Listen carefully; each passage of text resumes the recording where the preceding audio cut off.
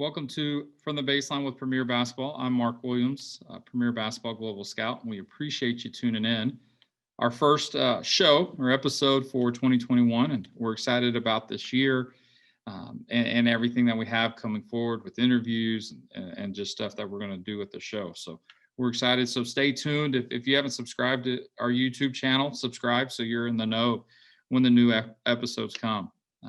For our first episode for the year, we're honored to have the Betts family on with us, and our own Shane Laughlin sits down with them and talks to them about growing up in a basketball family, Lauren's recent commit to Stanford, and many other things going on there with that family. And so a really cool family.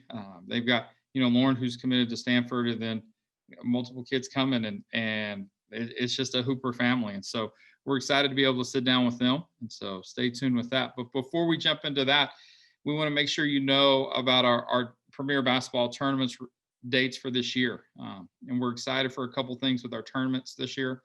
We're going to introduce the Foreverland series. Foreverland has really taken off, and Brittany Graham and her crew's done a fantastic job of helping grow the game. And so part of that this year is going to be their own series, 3 different events. 2 in the spring, and then a nationals in July. And so that's boys and girls.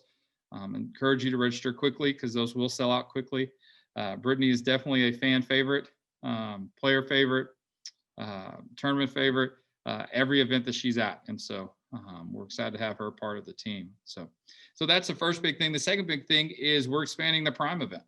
We're expanding it to regions. So there will be regional events throughout the year to culminate with the final event in August in Texas, which, if you've been following it for the last 2 years, has been really, really good and really has been a cross-circuit, cross-region championship, and really just a chance for us to look at each region and let's see who's the best in that region, and then the best to square off. Forget shoe circuits, forget other events you play, but it's the best in the gym playing against the best. And that's really what we all want to see.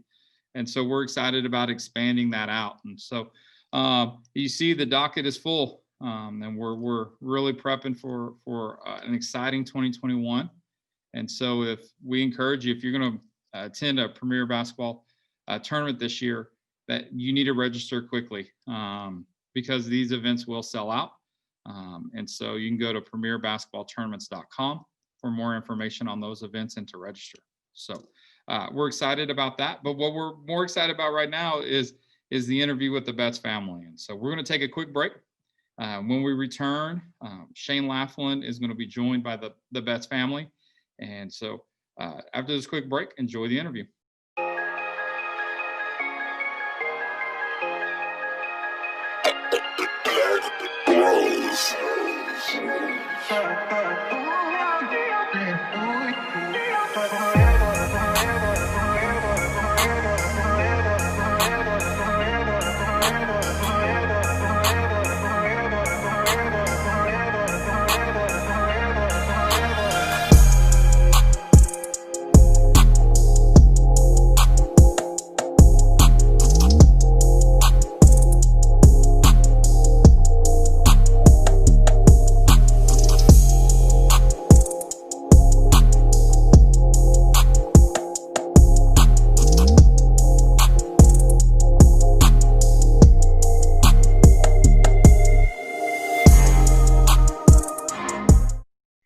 Welcome to From the Baseline with Premier Basketball. My name is Shane Laughlin. Today I have the Betts family with me.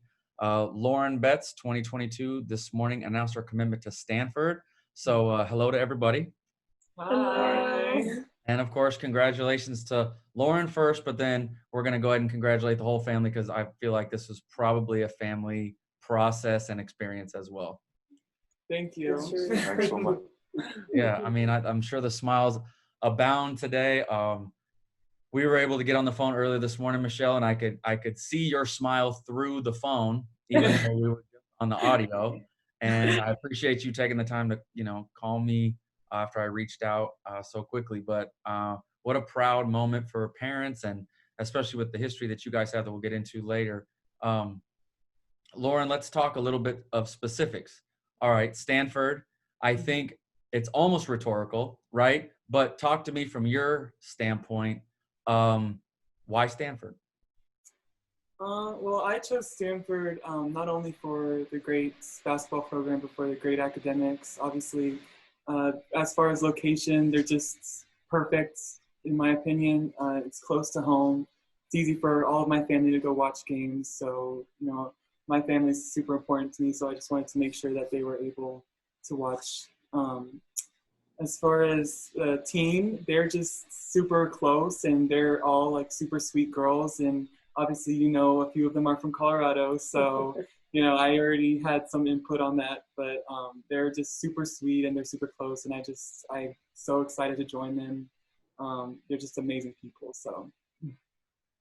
No, absolutely. I mean, I could totally see it, and you're right. Stanford's had a nice run in Colorado lately. Some serious stars, some people you've competed against. Mm-hmm. And obviously not a bad group to team up with as far as the program and history of the program. Tara becoming, recently the all-time winningest coach in women's basketball history. So that's pretty amazing. Sienna, we don't want to leave you out, leave you sitting. We'll get to everybody. Tell me what kind of, from your eyes, you got to experience this kind of watching a little bit as the younger sister, but somebody who competes hard in basketball as well. What are your thoughts on this? I'm really excited for Lauren. I know she's gonna love it there. I know she's gonna love being in California, especially because she's definitely a beach kind of person, and I just knew Stanford was the right place for her. So I'm really excited and proud of her. Aww. I'll send you guys that video clip. You can use it. Sounds so nice. I mean, not to make any judgments, but Sienna, Lauren just looked at you like that's the nicest thing you might have said to her in a long time. Ever. I'm gonna keep that on repeat. All right. We'll make that one public then. Michelle and Andy, I don't know how to relate to the process of watching your child grow up. You guys have lived all over the world, very unique. What was your view of this process? And then maybe try, I know it's early, so I apologize, but try to describe kind of what it feels like. Again, such a monumental commitment, not only from a basketball player, the number one player in the country, et cetera, but obviously to the academic institution as well. What's that feel like as parents? It's just a very, very proud moment. It's been a long process, tough one, at times, a lot of stress, but it's also been exciting. Yeah.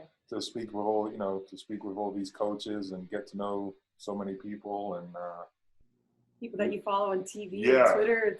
It's pretty cool. The first time you speak to one of these head coaches, it's like, oh my gosh, I just spoke to so-and-so. Yeah.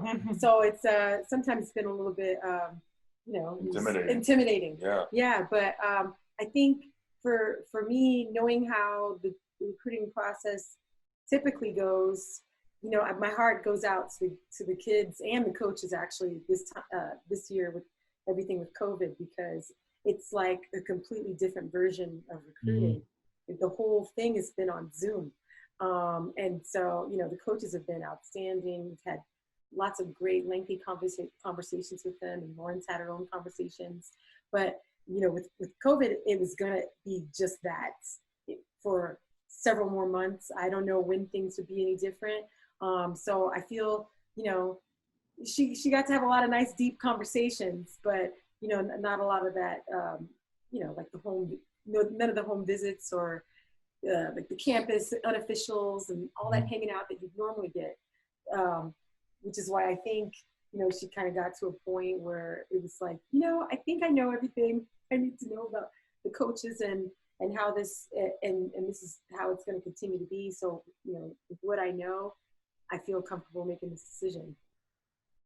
No, it makes total sense. And I mean, experiencing through it, once you've kind of seen it from the outside and you start to experience it, you formulate it for yourself, you kind of figure out your own version.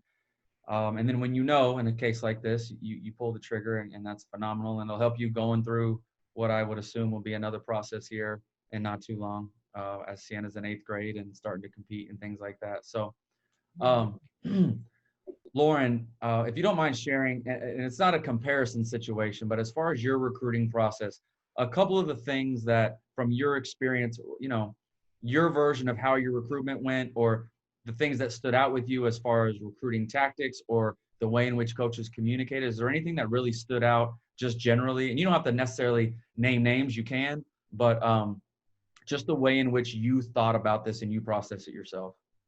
Yeah, well, I think especially this year with COVID and everything, I think to me it was just what teams were going to really take the time to get to know you, like over the phone or through Zoom, who was going to really just try their best with that. Because I mean, it was just impossible with, you know, obviously visits and everything, but it was to me just who was going to, you know, create the most effort to get to know me. So I think obviously, I think Stanford did a really good job. We did, you know, multiple Zooms with them, and I felt like even though I couldn't see them in person, I felt like I could, you know, create that connection with them and that bond. So, yeah, I think this year it was just, you know, which schools were gonna try their hardest to, you know, create that connection. And I think obviously they all did really well, but I think, you know, Stanford and I just had that really close bond that was, you know, incomparable to anybody else. So. Mm-hmm. It was interesting. I mean, there was a lot of tours of gyms, Mm-hmm. facilities, virtual tours. Mm. What else? Like Yeah. campus visits virtually. Mm-hmm. I mean, the effort was made. Yeah, yeah. All the coaches worked really yeah, hard. I give props to all of them because I know it was really hard. I wouldn't expect anyone to just, you know, make a Zoom with all of these, you know, different presentations. It's a lot. So I'm just really thankful for all these coaches trying their hardest. Sure. No, there's no question that these coaches are super competitive. Mm-hmm. And just like in the middle of a game, you got to make an adjustment. You're dealt a hand and you've got to say, okay, how can I put my best foot forward and still compete? You know, you got foul trouble, you got injuries. This year you have people out for contact tracing and things like that. They're quick to make an adjustment and stay relevant. So that's pretty impressive. Again, obviously Stanford is the choice. Do you mind sharing with us kind of 2 or 3 other finalists maybe, or ones that you seriously consider then ultimately chose Stanford? For me, I kind of started to narrow them down a little bit more towards the end. So it was between Stanford, UCLA, Notre Dame, UConn, South Carolina, and Oregon. Those were kind of like the last group of people that I was talking to. Got it. Okay. Well, thank you. I mean, I like I said, I'm not a big into the comparison thing, but I mean, it makes sense. And those are obviously, you know, some front runners in recruiting. I think that will have surprised nobody. And then you had previously put out a list of 10 or so. So I think that would surprise nobody. So, okay. All right. We're through all the formal stuff. Just talking, I'm really interested in your background as far as growing up overseas. I believe you're born in Spain, correct? Experiencing basketball probably immediately, because I assume that's why you were there. Kind of talk to me, Andy, maybe about your professional career and then what it was like, and were the younger ones born overseas as well? Wow. Yep. Wow. Different cities in Spain. Different doctors, different everything. Yeah. Mom's like, I remember it specifically. Yes. Speaking of comparing things, She went through it more than anybody. speaking of experiences to compare, I would imagine there were some very unique factors to each one. Andy, what was your playing career like? Your basketball career? I mean, this is heavy influence. I would imagine. I mean, I think if anybody's ever been in the gym with you guys, the initial comparison's kind of undeniable as far as I'm concerned. At USA Basketball, it certainly didn't take long, and to find you and of course people are like immediately like there's a professional backstory. So kind of what was your experience and where did you start and then how did you guys get over here? So I started playing really late. I was I think around 14 before I even touched the basketball. Wow. So I started really late just at school in England, and then my first real experience, my parents took me to see a professional game, my local in Leicester. And then within a year, I was actually playing for that team that I went to watch. Yeah, it was just a crazy rise. And then I went to school in Long Island, Division II school, CW Post, for a couple of years. And then I transferred to Long Beach for my senior year. Just played one. My college career was kind of crazy. I only actually ended up playing one semester at Long Beach because I transferred like mid-season, lost the whole year. And but I had a good year, went really well. Obviously got drafted that year, 98, the Hornets, second round. But, you know, I could see I wasn't ready. I went to like a pre-camp, and the physicality compared to what I was used to, the level was just, you know, was a little bit too much then. Mhm. So had great opportunity in Europe. And it was a lockout. Yeah, and it was a lockout as well then. Yeah, that's right. Wow. Yeah, that's right. Because Because you weren't guaranteed because you were the beginning of the second yeah, round. yeah, that's right. So actually, the number one pick was number one pick was from the Big West with me that year. Michael Olakandi, he played at Pacific, and we played against each other twice that year. Okay. And I have to say it. The craziest thing about that was I think he averaged 2 more points than me, 1 more rebound, half a block, and I was like number 50, and he was number 1. I was like, Man, I keep score, so like I totally can appreciate that. Yeah. I remember stuff like that, you know. Yeah. Yeah. So started off in Italy, team system Bologna. Great team, unbelievable. Look, you know, just full of legends, really. One of the best in the Europe at the time, or outside of America. Yeah, and then just go through it. I went 2 years in Italy. End of the second year in Italy, ended up in Real Madrid, actually, you know, one of the most famous teams in Europe, just for the playoffs, and we won the championship. So that was great. And then had a chance to go back there, but played 3 years in Greece. Very good team. And then over to Spain, right, for like 5 years. Yeah, something like that. Different So cities. Victoria, we were there for 2 years. Lauren was born in my first team in Spain, in Vitoria. And then we were 2 years in Barcelona, where Sienna was born. Yeah. Then we were in a year in Seville, and then a few years in Malaga, where Dylan was born. Yeah. And then not bad resume stops to start, guys. That's not bad. Not bad. And I was back to Greece for a couple of years, Thessaloniki within that, and then back to Spain for 1 more year in San Sebastian, and then I did Ukraine for 1 year as well. We could do a whole hour on the Ukraine if we I can't even remember the whole thing. It's a whole blur. But my last year was in San Sebastian in Spain, 2012. Wow. No, that's amazing. I like hearing about all the European experiences just because there's so much to see, and then the way that the cities embrace it and stuff like that. Lauren, what do you remember? I mean, I imagine that's like your first basketball experience, maybe not necessarily playing, but it was the center of your life. So it's kind of, what do you remember about that? I mean, it was very different. You know, we were never really in the same spot for that long. So I never really got the chance to make like really close friends because we were always traveling everywhere. And at the time I was fluent in Spanish. So nice. You know, I was just traveling the world, kind of making new friends and watching my dad play. And it was fun. It was really fun. But yeah, glad to be settled in one place. I'm really glad to be settled, and now I have, you know, close friends, and I get to just, you know, be on one team, so it's nice. Yeah, and I would say something that struck me was like you talking about the physicality differences between your college experience and then the draft and then the professional stuff. And I think that's totally applicable to a post player, especially in the women's game, when you grow real fast and then have to understand, like, if somebody's smaller than you, their best bet is to play physically, right? Move you around. So like just that experience alone is so applicable to your development and your continued development, right? So like odds are when you walk on the floor for the rest of your career, you're going to be the tallest player on the floor. So like that other person's like, I got to get physical tonight, you know? Yep, exactly. You know, I mean, it's just like, what are you supposed to do? So I would imagine that the little tricks of the trade and learning about, you know, keeping your hips low and playing with your base and stuff is just going to be, you know, it's all going to be, you're going to be able to call dad and say like, yeah, I know what you're talking about now, you know? So. Yes, for sure. No, what an incredible experience. You mentioned Spanish? Do you keep up? Do you speak? Do you guys like talking to each other since you were there for so long? My Like, mom, that's all my mom. And my grandma taught herself how to speak Spanish, and now she speaks like better than I do now. But yeah, but I'm taking AP Spanish right now, so that's where I get most of my Spanish from. So so you're still practicing. So like, would yeah. you still consider yourself fluent?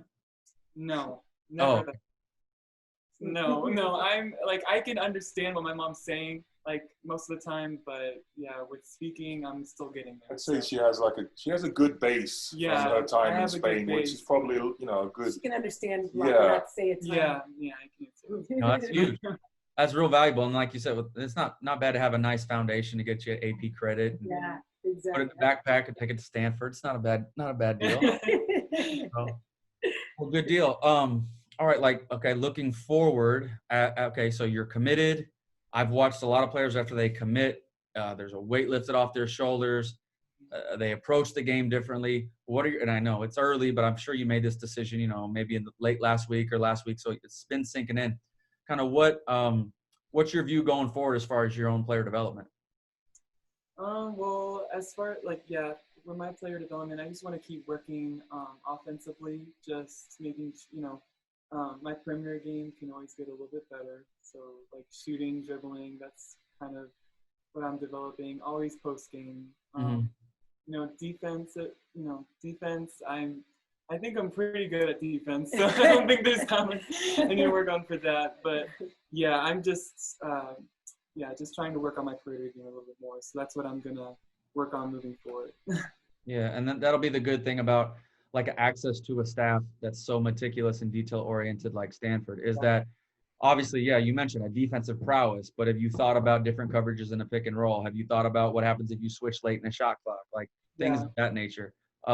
Footwork and efficiency, because like early in your high school career, you get out there, it's physical, it's fast, 1-2 fouls and you're sitting, third foul and it's going to be a long day, fourth foul and it's like, here we go again. And then like by your second year, that was erased. You're going to have a similar transition because, yeah, like if I'm game planning for you, I want to get you away from the rim. I'm going to make you guard. I want to pick up a couple cheap fouls. You know what I mean? So you can start really locking in on some specifics, especially the way that they do things. And obviously, we all get to watch them play all the time. So you get to pick up on some of that ahead of time. The teammates, I think like it's obviously Tara's one of the greatest ever, leads the program, but I think you have a really player-led locker room there. And so I imagine they're gonna start coaching you up. Like I went to Colorado in May, and there was a lot of like 5 of those Stanford players at a workout, and just listening to them talk over their development and what they learned and the specifics of what Tara was, on them about, and they're like, they own it. It's impressive. I just sat back and listened, and it was really impressed. And there were players that were there. There were players that were on their way, so it was impressive. That's really cool. Yeah. I know. Yeah. Sienna, what's next for you? She was there. Yeah. What's next for you? How are you going to approach? Yeah, you see this, you kind of see the steps that it took to get there, right? You've been playing, you like to compete clearly, and kind of what do you learn for your own process as far as development and hard work, and you kind of see you got a preview of the light at the end of the tunnel, right? Because this is such a big deal. What does that help you learn? Well, like Lauren's process kind of taught me to like always be working on like new things and trying to develop as much as you can. I was like, not saying that you haven't got anything, but I'm saying that I would want to just keep working on things and try to be as well-rounded, so I'm not like all stressed at the end. Kind of, I want to just like, I don't know, show everyone. Yeah, just feel prepared for like everything. Show people like what I know how to do. Like, yeah. You can. I think second one coming through. You got the blessing of having a wonderful older sister. You can be a little bit more methodical with the process because you're like, okay, I kind of know what happens next. Whereas the first time through, it's kind of like you have people telling you how it goes, and you're like, are my thoughts what they're supposed to be? And then I talk to this coach and that coach. You can kind of be like, all right, I'm ready for the calls. This is what you ask.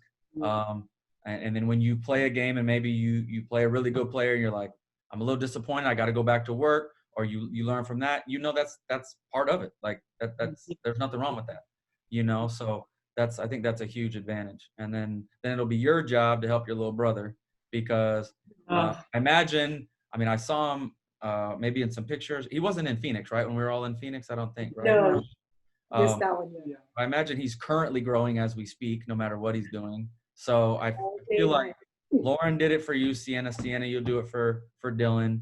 And then your mom and dad can just really enjoy the last one. They'll probably be with yours. With Dylan, they're going to be like, Dylan, by the third, we all know that, like, the last kid, you just kind of throw them out there and figure it out. Yeah, it's true. Especially you go 2 daughters and a son, right? Dylan's going to be like, yo, they got so much attention. And here you are, you're just at my games with the popcorn. It's all good, It's so true. Yeah. Oh, that's so funny. You get to pull them away from the TV. No, that'll be fantastic. Well, I can't thank you guys enough. Absolutely amazing. I love the backstory. I'm just a basketball soul myself. So, like, hearing the experiences and how you guys thought through it. And then Michelle, you mentioned earlier in our conversation on the phone, just kind of what basketball has done for your family. That's I work every day, but I don't have a job. You know what I mean? Like, I feel so blessed with that. So it just, that hit deep when you mentioned that to me, and it was a reminder on a nice day to say thank you and realize how fortunate we are to have this game and what it's done for all of us on this call. That's right. Everything we have, right? Yeah. Everything. Yeah, it all comes from basketball, It's definitely. true. Yeah.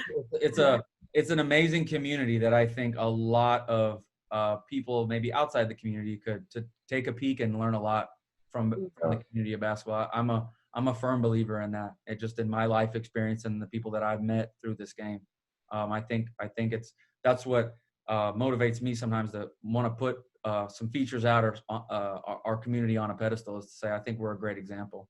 So. And like meetings like this and connections like this, like being able to meet you in Phoenix or at USA Basketball or whatever. So, well, I certainly look forward to what's next. I hope that we can get back to some kind of normalcy. I know you guys start your high school season here soon. I hope that there are USA Basketball experiences. If they're not immediate, I can only imagine there's going to be some future ones. So, we can reconvene at some point to do this again. And I can't thank you guys enough. Oh, thank Thank you. you. Thank you. All right. Good deal. Well, this was From the Baseline with Premier Basketball. Shane Laffin as your host, and thank you again to the Best family. We'll talk to you guys soon. Thanks, Thank you. Bye, guys. 5, 4, 3, 2, 1. Athlete Vision Sports presents the most advanced new recruiting engine on the market today. Athlete Vision records all your big tournaments on high-definition video. You can show your A game to a nationwide audience, create your own player profile, or upload your own highlight videos. College recruiters have instant access to your tournament videos. Let Athlete Vision catapult you to the next level. Sign up for Athlete Vision today.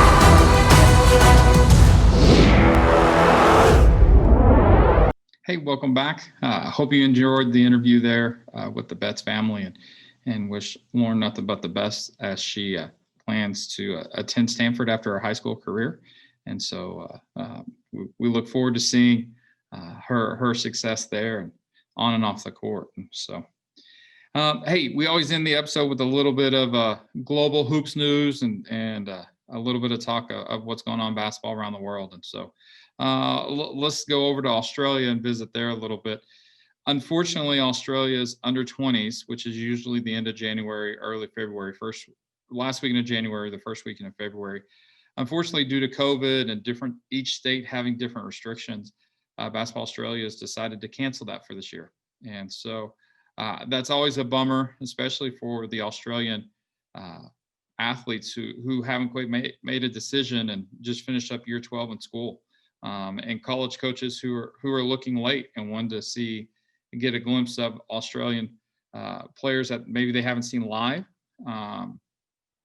for a lot of different reasons. And so And for some kids, the under 20s, especially in states like Victoria, that are really loaded in talent, under 20s for some kids is the only junior championship they get to attend and represent their state. And so, but unfortunately, those have been canceled. And for Premier Basketball Global subscribers, we're going to be sending out the rosters with who's still available, who's not, and gathering some information. So be on the lookout for that. But there's other stuff that other events and tournaments that, luckily enough, they're still being able to go on in certain states, such as this weekend in New South Wales, which is the state that Sydney resides in. They're having the Shelley Gorman Invitational. And so this is a unique tournament because there's 6 teams. 4 of them are made up of players who play in the WNBL, either semi-pro league there in New South Wales or NBL 1. And so there's 4 teams there. And then they decided to have their New South Wales under 20s teams, and they usually take 2, participate in that. And so it's going to be good. You're going to get to see some kids that have already committed, playing against some pros. You're going to see some under 20s and some maybe under 18 players get to play against pros. So it's going to be a great learning experience for those players. But for college coaches, it's going to be opportunity to see some game film on some players out of the New South Wales. Now, New South Wales is the state that resides there that has Sydney in it. And so, but the live streams, the rosters can be found on the New South Wales basketball site. So Basketball New South Wales. And so you can see the rosters in the draw there. They actually started Friday, so they're wrapping up about now. They're going to wake up here soon and play Saturday's games. But it is the weekend. It's the whole weekend. It's live stream. You can see the live stream on Basketball New South Wales' YouTube page. So the rosters are on their website. The live stream is on their YouTube page. So that's a great place to go. Another event that's happened this weekend is wrapping up Saturday is Basketball Queensland's under 18 state championships.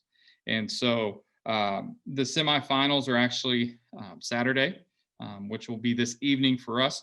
And you've got the Mackay Meteorites taking on Logan Thunder, and then Gold Coast Waves taking on Southwest Metro Pirates in the semifinals there. And so those teams typically are pretty strong, and there's going to be players there to see and stuff. And so those are some events to see as far as Australia is concerned that they are playing.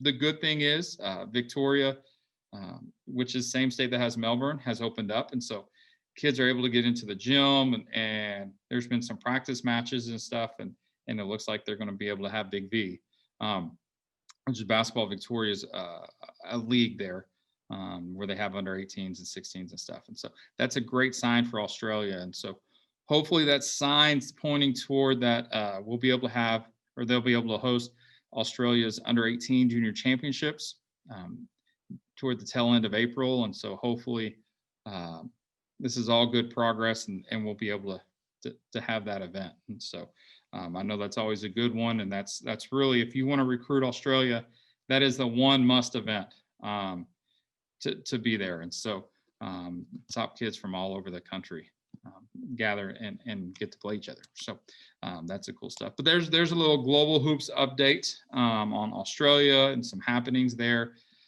some opportunities to be able to see some Australian players play. And so we appreciate you tuning in, and hopefully you enjoyed the interview. If you haven't subscribe here on YouTube to our channel, so you know when the next episode comes up. And so for Premier Basketball, I'm Mark Williams, catching you from the baseline.